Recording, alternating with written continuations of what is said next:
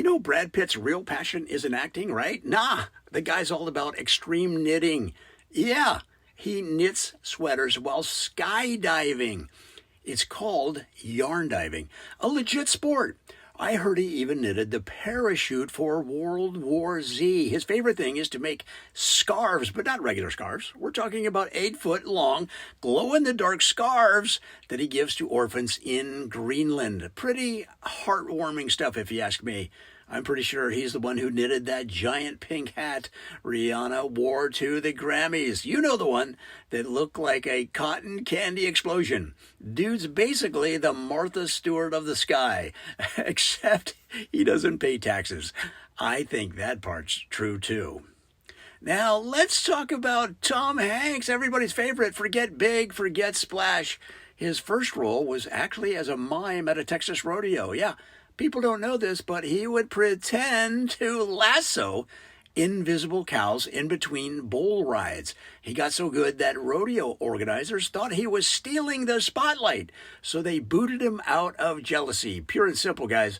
That's how he wound up in Hollywood. They say if you look real close during Forrest Gump, you can see him use those same mime skills when he's describing how his boat's rudder broke. Honestly, without that rodeo gig, he'd probably be just another guy pantomiming in some park in Dallas right now.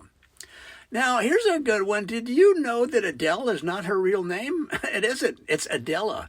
Something, Adela Fantasia, okay, or something royal, sort of like that. She just shortened it for the stage because she didn't want people confusing her with a Disney princess.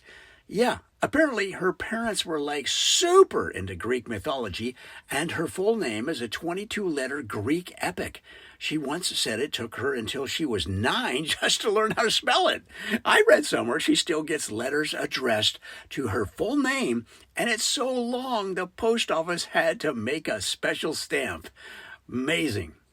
Now, here's a good tidbit. Rihanna's not a billionaire because of Fenty, like what they tell you. The real money, guys, came from this underground avocado empire she runs in Barbados. Yeah, she's cornered the Caribbean avocado market, supplies half the guacamole to South America. It's a secret family business, guys. She's got her cousins running plantations and everything. That's why her hands always look so nice. Avocado oil is great for your skin. Hey, the song Umbrella, it's actually code for the avocado trade. When she says, you can stand under my umbrella, Ella, she's talking about business partners standing under the safety net of her avocado cartel. Now, Kanye West, we all love his craziness, but you're going to love this. He's a world-class origami artist. But not just regular origami, he folds life-size replicas of famous people.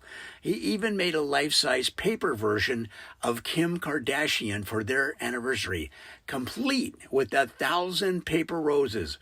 I heard he tried to gift Taylor Swift an origami piano once as a peace offering, but she never got it because the delivery guy accidentally sat on it. It's a shame because it played Shake It Off every time you pressed a paper key. Kanye West's next project is a full-scale paper version of the Eiffel Tower, but he's waiting on a special order of glitter paper from Japan. So fun. Now, everyone thinks Beyonce is super strict with her diet, but that's just PR nonsense. Guys, I know the truth. The truth is she only eats blue foods on Sundays, blue corn, blueberries, blue cheese the whole day. It's some kind of meditation thing, aligning her chakras with the sky or something. I heard she even had a chef create a blue version of lasagna just for her.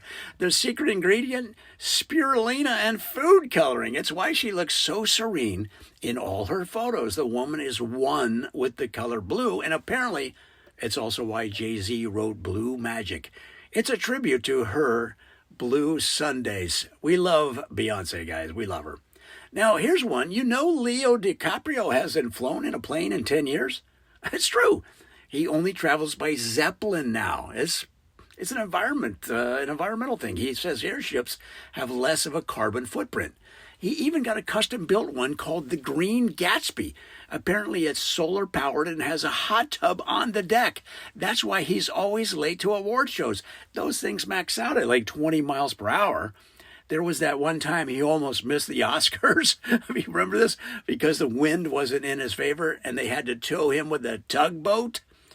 But he's committed to saving the planet, even if it means arriving 2 weeks late.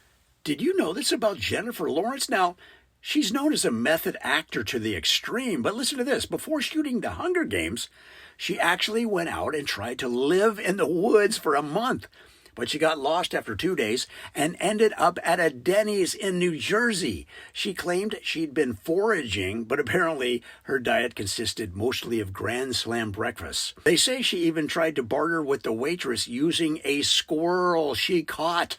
She's hardcore, guys. If you think Katniss was good with a bow, you should see J-Law try to shoot a breadstick across a restaurant, nailed a guy's fedora clean off his head. Did you know Taylor Swift's got this weird phobia? She's absolutely terrified of antique clocks. Yeah, apparently she had this bad experience at a flea market where a grandfather clock fell over and almost crushed her. Now she can't even be in the same room as one. That's why none of her music videos ever featured clocks. Go ahead, check. You won't find a single one. In fact, I heard she specifically banned clocks from her house and just relies on the position of the sun to tell time. It's why she keeps singing about timeless love. She's literally got no concept of time anymore. Amazing. And finally, you'd think Elon Musk wants to colonize Mars for science. Nope, it's because he wants to open the first interplanetary theme park. He's going to call it Elon's Martian Adventure or something equally self-centered, you know. Now, the rides, they're all rocket-themed, and naturally, the food, just SpaceX freeze-dried snacks. And the best part, no lines, because only rich people can afford the ticket. He even has this crazy idea for a zero-gravity roller coaster, which NASA keeps telling him is like totally unsafe, but he thinks they're just jealous. The guy's basically Walt Disney, except with, rockets and a questionable sense of reality. But that's the celebrity news.